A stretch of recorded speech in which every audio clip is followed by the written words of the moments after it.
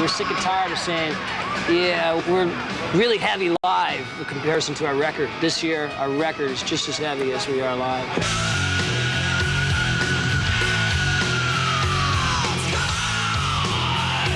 And the record he was referring to was Slave to the Grind. And Sebastian and Rachel, hi, welcome to Rockline. Hi. How's the tour going? Oh! Great. It's great! I was about to say like Tony the Tiger. No, it's going real good. Last time we played Nassau in Long Island. And where do we go tomorrow? Maryland.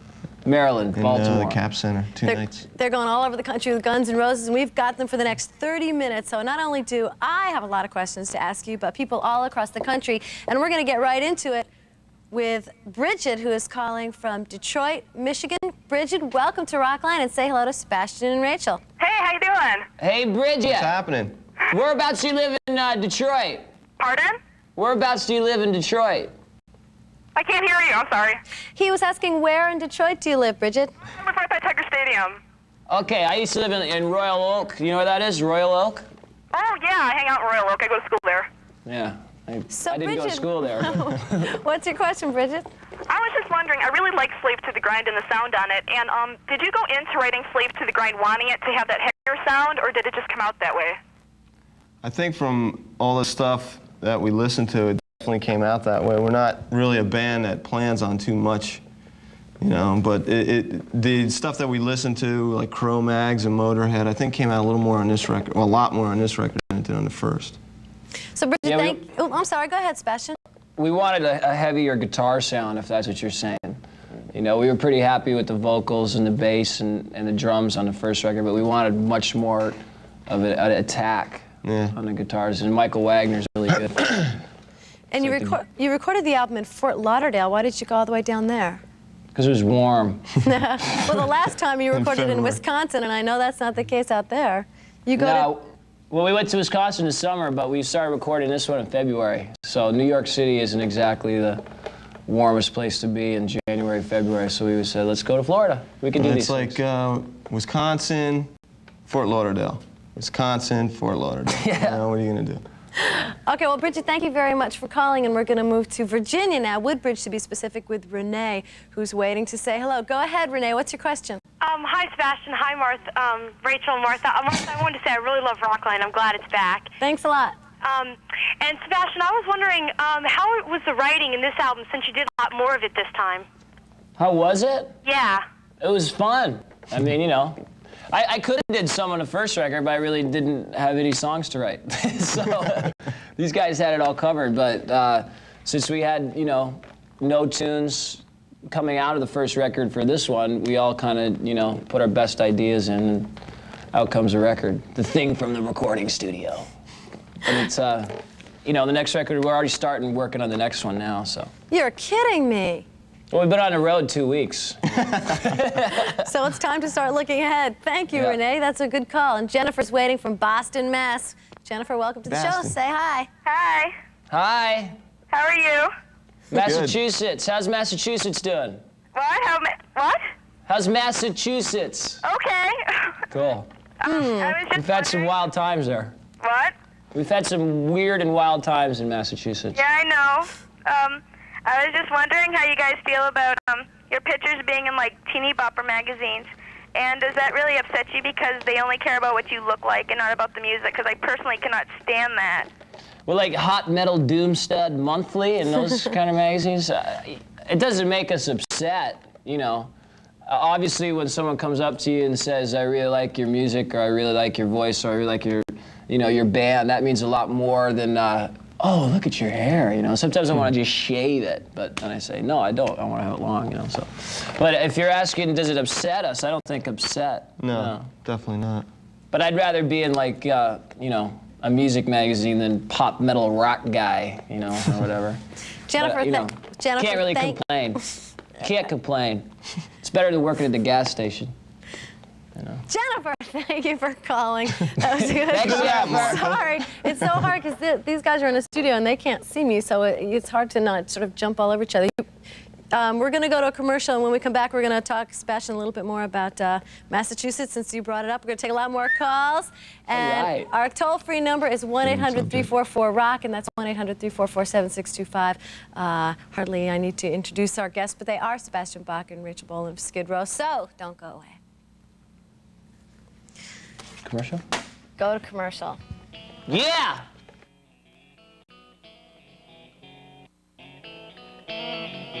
Set strip condo. His living room. Bears could talk. Axle not included. Watch for details.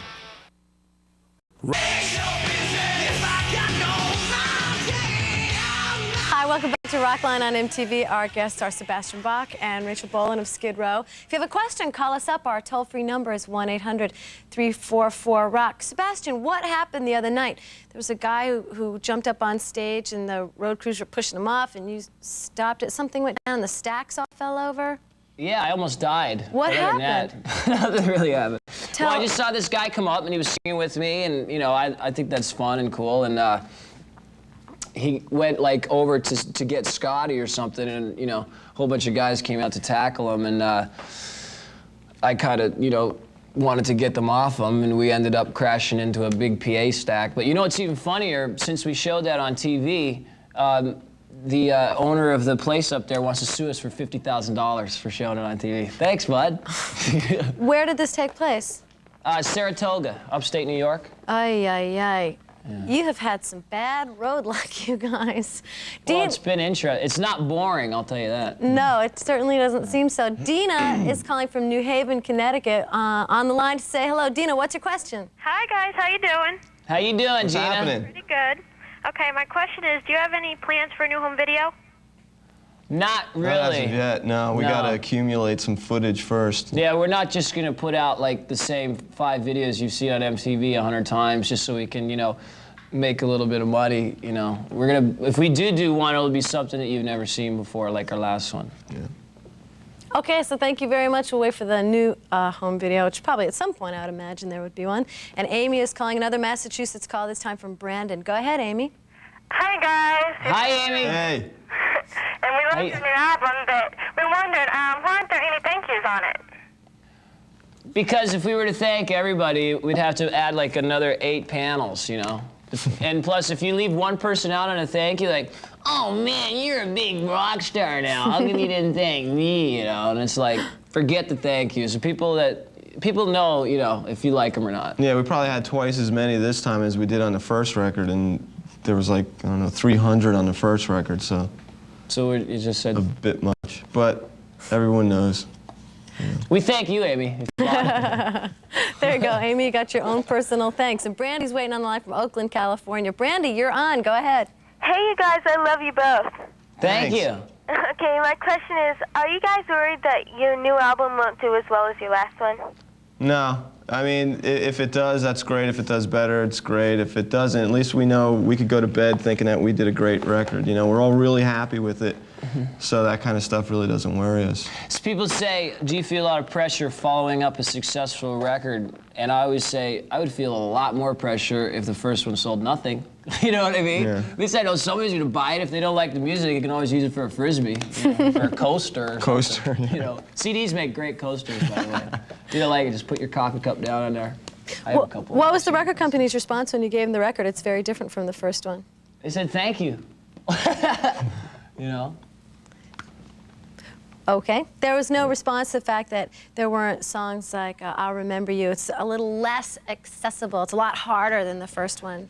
I think that people underestimate the intelligence of, like, rock listeners, you know? They think that they want to hear the exact same song written by the exact same 3 people with the exact same solo and the same whoa-whoa chorus or anything. I think that, you know, the music that we grew up on in the 70s, like Aerosmith and Ted Nugent and Van Halen, I never heard, like, my favorite songs on the radio, you know? I don't think that that's something that you can try to second guess, so I have to, you know, have this formula so I can be on, you know, this radio station at this part of the day. I'd rather just put on a tape in my car that makes me drive really way too fast, you know? Those are my favorite records. All right. Michael's waiting on the line from Wilmington, North Carolina. Michael, go ahead. You're on with Sebastian and Rachel. Yeah, what's Michael. up? How you doing? Hey, dude. All right. I was wondering if the lyrics for 18 in Life were inspired by personal conflict. No, not really. We just decided to write something about, like, someone that you might have went to school with, because I think we all know the character in that song. I think we all know someone like him. And what the strange story is that there was a kid from Snake's hometown named Ricky, and we didn't even know it at the time. When we wrote it, it was pretty much this kid's life story. So we heard from his family and stuff, and they thought it was actually about him, but it was just about a person like him. Wow. All right, Michael, thank you very much for the call. Let's move down to Naples, Florida, where Shyla is waiting on the line. Go ahead, Shyla. Hi. Hi, how you doing? Hey. Fine. How's it in Florida today? Fine. Cool. It's raining here. What? It's raining here. What's your question? I was wondering, what led you to choose the cover to Slave to the Grind? That's a painting that my father did. My dad, who's an artist, lives in Canada, and he took a old Caravaggio piece called, what the hell is it called? Joe DiMaggio? Yeah, Joe DiMaggio. Oh. And Rachel and I had the idea of putting like all the characters from all the songs of the record into this piece. And it shows a guy like fighting because he's being beat into the dirt, and he's got like a psycho look in his eyes. He's trying to get out, So it's like, if you become a slave to the grind, if you let everybody tell you that what you have to do is get a job and then have a whole bunch of kids and just do the exact same thing, work at the factory for the rest of your life, you're like missing out, and you're a slave. And also in the music industry, if you let every single person try to run your band and tell you what to sing and what to say and how to think, then you're a slave to that grind. So Or perhaps to say that the second be. record should be similar to the first one. Exactly. Right. We're not interested in regurgitating I Remember You 18 million times, although the next record could be all I Remember Yous. If that's what we're feeling at the time, that's what we'll do. It's not going to be, fake or something that somebody thinks that we should do that's wearing a three-piece suit, I can't see that. Shyla, thank you very much for calling. Emily's calling from Milwaukee, Wisconsin. Emily, go ahead. You're on with Sebastian and Rachel. How you doing? Hi, how you doing? This is Emily, and I'm from Milwaukee. So, first of all, I went to the kickoff of your tour at Alpine Valley with Guns N' Roses. Yeah. Cool. I just loved your performance. It was really good. Great. Did you go to the first night or the second night? I went the first night. Cool. Also, I live pretty close to the area where you filmed your last video, Monkey Business. Yeah, in Chicago. Yeah. Uh-huh. I was just wondering why you chose that particular place to do the filming. Because that's where the film crew's from. Yeah. Plus, that was actually in the area called Skid Row in Chicago. And we used these guys called H-Gun who had never done a real big, hard rock video. And there's just these like psycho art students from Chicago. The guy that directed it's got a mohawk and stuff, and he's like, oh, I gotta get this atmosphere right and this texture and all these things. He's like very creative guys, and we're happy the way it came out because it doesn't look like really any other videos, which is what we wanted. Yeah, I got the feeling that it was almost more like the record. It was raw. It was, there wasn't a lot of, like you say, a lot of pretty stuff. It was just out there, singing, and the shots were all different. And yeah, they're very, very amazing bizarre directors. They're called H-Gun. They're going to do our next couple. Everyone who worked on that crew was so incredible. H-Gun is very happy because they got a plug tonight. You're watching Rockline on MTV. Sebastian and Rachel will be back. I hope you will too, so stay with us.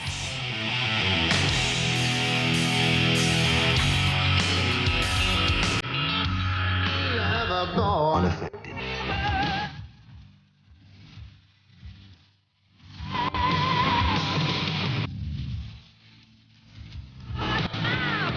Welcome back to Rockline on MTV. If you have a question for Sebastian or Rachel of Skid Row, our toll-free number, and it's still not too late to call, is 1-800-344-ROCK, which is 1-800-344-7625. And after your call gets on the air, you'll receive a box of Sony Metal SR audio cassettes, and that's courtesy of Sony Recording Media. Guys, so let's see. Springfield's on the list. Hampton, Virginia is on the list. Just how many places are you banned from? Oh, money talks, I think you're only banned until you can sell at arena and pay for some people's jobs that night. That seems to be the way it works, But we are actually have been told not to come back to Springfield. Don't come in my town no more, boy. And Hampton, Virginia, which is where we play in 3 nights. Uh-oh. Get ready, Hampton. Crystal's calling from Clute, Texas. Go ahead, Crystal. Yes, I'd like to know how y'all got together. We just kind of met in the garage one day and started playing. Just kidding. These guys, well, go ahead. I met Snake at a music store. I've told the story a million times. I'm just trying to remember. I met Snake at a music store. We were both in different bands, and we just got together, started writing, then hooked up with Scotty, Rob, and Sebastian, and just, you know, started playing. We played every club we could, every benefit we could. Every toilet. Yeah, everywhere from, you know, Virginia to Toronto, everything in between there. And that's basically how we got signed. The record company came out, saw a few shows, dug us, and here we are. On Rockline! So thanks for the call. And Natalia is waiting from where you guys recorded your album, Fort Lauderdale, Florida. All right. Go ahead, Natalia. Okay, hello. Hi. How you doing? First of all, I would like to say thank you very much, Sebastian, for being so sweet when we met you. After we recorded Quicksand Jesus. Jeez. Oh, shucks. And my question is, who are you touring with after Guns N' Roses, and are you planning to headline? Well, we're going out to, they just invited us to go to Europe with them, play all the stadiums like Wembley Stadium and Amsterdam and Germany and stuff. And then I think after that, we're going to Spain and where else? Venezuela. Rio. Yeah, with Scorpions. And then we'll come back and hopefully headline, you know. But we'll definitely be playing, whether we're headline or not, we'll still be playing. Maybe Natalia knows this, but I was reading that in Fort Lauderdale, they were graffitiing the studio where you guys were recording, and then when you left, the kids cleaned it up. They made a mess. It was great. It was all over everything. All the other like merchants. There was like a billion places you could get bail bonds right around where we were, and they were just spraying the windows and everything. Every day you'd see a guy out there painting the wall again. You know, it was cool. It was very cool. They welcomed us every day with like teddy bears and flowers and stuff. Why? All you girls that want to meet us, we don't need teddy bears. Okay, Natalia, But this is thanks not a that lot. counts. Thanks. No teddy bears. Mark is calling from Concord, California. Mark, state your question, bud. You're on the Concord. Hola, dudes.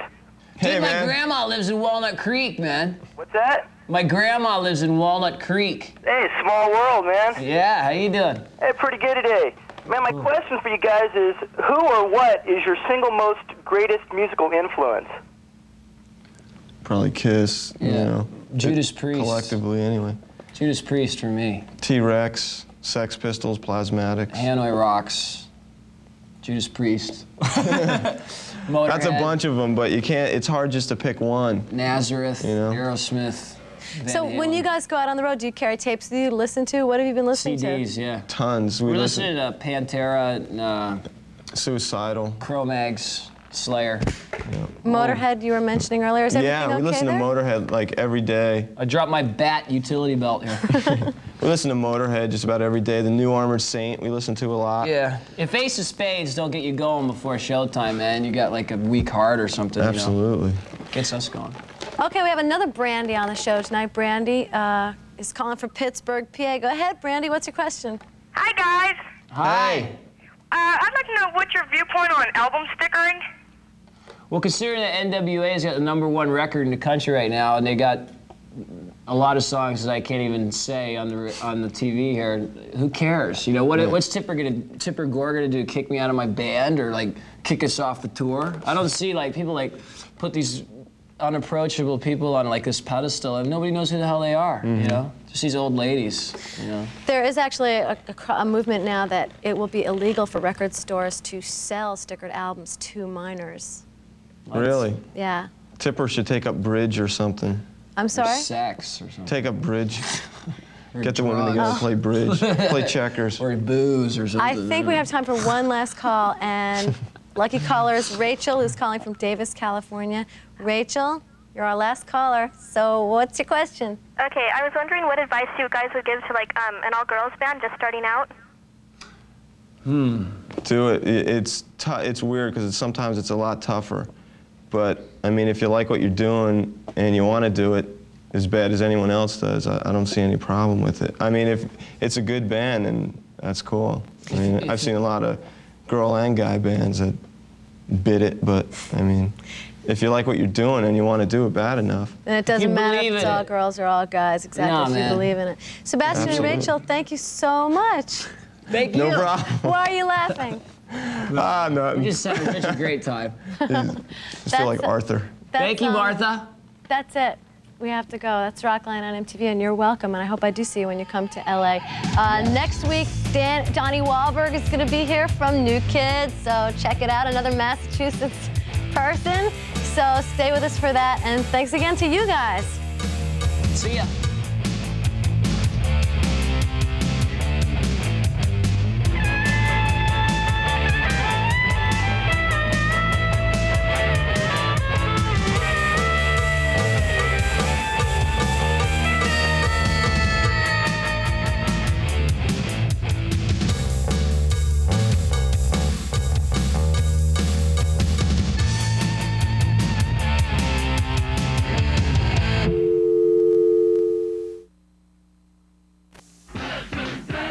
Brought to you by I don't think they heard you. It's automatic, so take it to the floor. They have a here and I give you more than the others that I know you've heard before. Yeah, the beat is nice, so here we go. I'm the hammer and you're in my show. Getting busy just to let the perpetrators know. I'm moving, I'm grooving, I'm dancing to this music. I ain't gonna stop now. Yeah. Check this out. Wave your hands, it's time to get hyped. The entertainer is on the mic. Here to give you more of what you like. And you like it. Money talk, and I talk for the money. I see you and your MC funny. What's up? Now you really better get up on me. I told you, I'm moving, I'm grooving, I'm dancing to this music. I ain't gonna stop now. Yeah, yeah. MC Hammer, I'm a...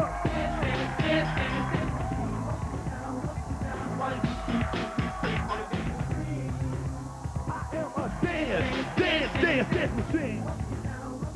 While I do my thing on the video screen.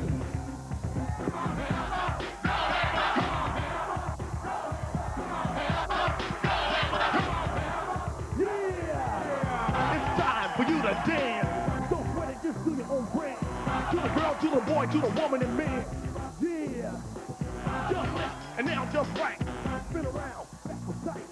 Now scream, we're doing it right. I'm moving, I'm grooving, I'm dancing to this music. I can't stop now. Yeah, yeah. MC Hammer.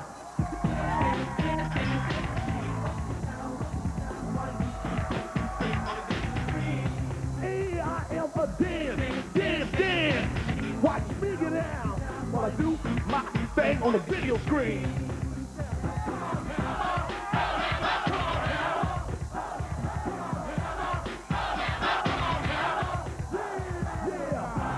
It's time for fun. Punch it out cause my job is done. Pour it out and I'm gonna get